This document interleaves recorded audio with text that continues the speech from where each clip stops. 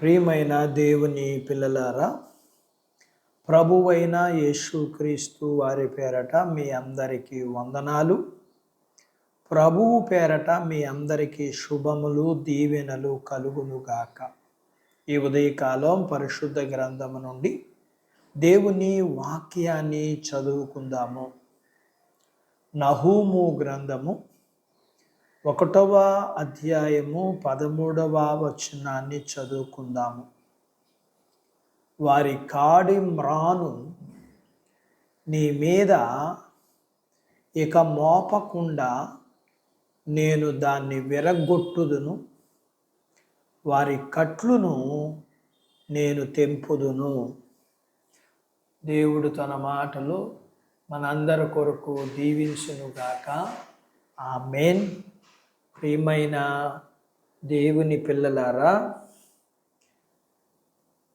ఆయన ప్రజలను కొంతకాలం పాటు నలగగొట్టడానికి అష్షూరియులు దేవుని అనుమతి పొందారు. అయితే ఒక సమయము వచ్చినప్పుడు వారి శక్తి అధికారాలు కూలిపోయాయి.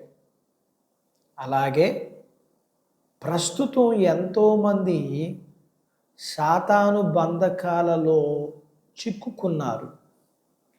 వారు సాతాను కాడి క్రింద నలిగిపోతున్నారు.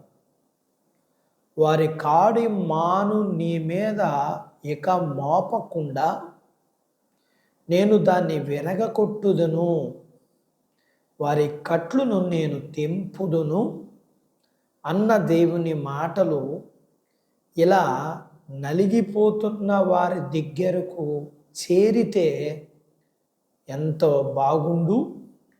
చూడండి, దేవుడు ఇప్పుడే విడుదల కలగజేస్తానని వాగ్దానం చేస్తున్నాడు. వారి కాడి మ్రాను నీ మీద ఇక మోపకుండా నేను దానిని విరగగొట్టేదను, వారి కట్లును నేను తెంపుదును.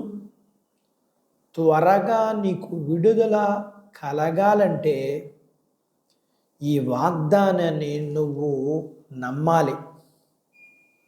ఇక్కడ ఒక విషయం గుర్తుంచుకోవాలి, గమనించాలి. నీవు నీ నమ్మకాన్ని బట్టి నీకు విడుదల కలుగుతుంది. దేవుడే ఇప్పుడు విడుదల పొందు అంటే రేపు అనే మాట, తర్వాత ఏమో అనే మాట మన మనసులో ఎందుకు చెప్పండి? దేవుడు కలగజేస్తాను అన్న విడుదల సంపూర్ణమైనది. నీ మీద ఉన్న కాడి మ్రానును తొలగించడమే కాదు, శత్రువు నీ మీద దాన్ని మళ్ళీ ఎన్నటికీ ఎప్పటికీ మోపకుండా ఆ కాడి మ్రానును విరగొట్టేస్తానంటున్నాడు. మన కట్లు విప్పటమే కాదు, ఇంకా అవి తెంచివేయబడతాయి. దేవుని గొప్ప శక్తి ఇక్కడ ప్రత్యక్షంగా కళ్ళకు కట్టినట్లుగా కనబడుతుంది. నిన్ను బాధించే నీ శత్రువు మళ్ళీ ఎప్పటికీ నీ దగ్గరికి రాకుండా చేస్తానని దేవుడు వాగ్దానం చేస్తున్నాడు. శత్రువు మన మీద మోపాలు అనుకుంటున్నా ఆయన వాటిని లేకుండా చేస్తాడు. అలాగే కాడిమ్రాను విరగొట్టబడుతుంది. మళ్ళీ దాని బరువు చేత నీ వంగకుండా చేస్తాడు ఆయన. అలాగే నీ శత్రువు తెచ్చిన పెద్ద పెద్ద తాళ్లను ముక్కలుగా చేస్తాడు. అవి ఇక మనలను ఎన్నటికీ బంధించలేవు.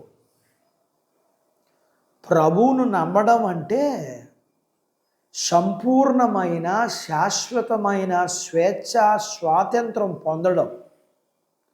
అందులకు లేఖనం ఇలా సెలవిస్తుంది: కుమారుడు మిమ్మును స్వతంత్రులుగా చేసిన ఎడల నిజముగా మీరు స్వతంత్రులై ఉందురని లేఖనం సెలవిస్తుంది. అట్టి బాధ్యత మానవాళంతటికీ అనుగ్రహించబడునుగాక. ఆమేన్. దేవుడు తన మాటలు మనందరి కొరకు దీవించునుగాక. ఆమేన్. ప్రార్థించుకుందాము. నాతో పాటు ఏకీభవించండి. మమ్ములను మిక్కిలిగా ప్రేమించిన మా ప్రియ పరలోకపు తండ్రి, మీ పరిశుద్ధ నామమును బట్టి మీకు వందనాలు.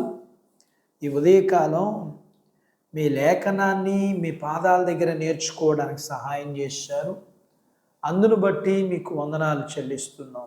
శత్రువు యొక్క కాడిని, వాడి బరువును, వాడి యొక్క కట్లను నుంచి ప్రతి మానవాళిని మీరు విడిపించడానికి ఇష్టపడుతున్నారు. అందును బట్టి మీకు వందనాలు.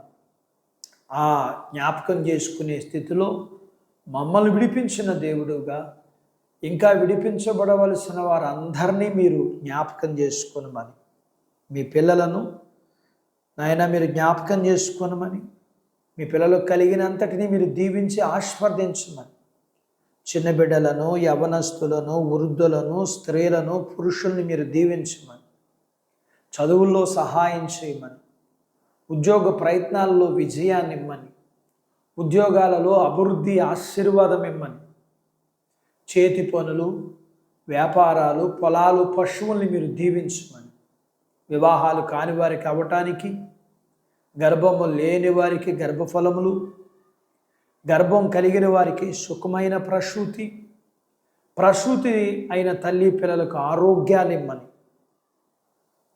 మీ పిల్లల అవసరతలు, సమస్యలు, రుణాలు, శత్రువు నుంచి విడిపించి మీ పిల్లలను అన్ని విషయాల్లో ఆశీర్వదించమని యేసు ప్రభు వారి పేరట స్తుతించి ప్రార్థించి అడిగినవన్నీ పొందుకుని ఉన్నాము తండ్రి. ఆమేన్. దేవుడు మిమ్మును దీవించునుగాక. ఆమేన్.